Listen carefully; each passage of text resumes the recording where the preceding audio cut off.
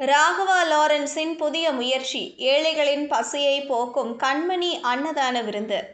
தமிழ் சினிமாவில் தனக்கென்று தனி முத்திரை பதித்தவர் நடிகர் ராகவா லாரன்ஸ். டான்ஸ் மாஸ்டராக ஆரம்பித்து இயக்குனர், இசையமைப்பாளர், தயாரிப்பாளர், நடிகர் என்று பன்முக கலைஞராக திகழ்கிறார்.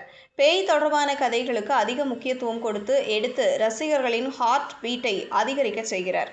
இவரது நடிப்பில் முனி, காஞ்சனா, காஞ்சனா 3 என்ற ஹாரர் த்ரில்லர் படங்கள் வெளியான நிலையில் இப்போது காஞ்சனா 4 படத்தின் படப்பிடிப்பையும் தொடங்கியுள்ளார்.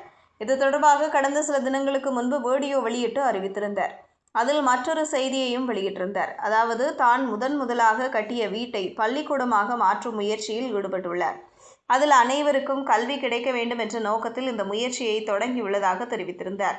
எப்போதும் தன்னால் முடிந்த உதவிகளை செய்து வரும் ராகவா லாரன்ஸ் இப்போது புதிய முயற்சியாக சமூக திட்டம் ஒன்றை தொடங்கியுள்ளார்.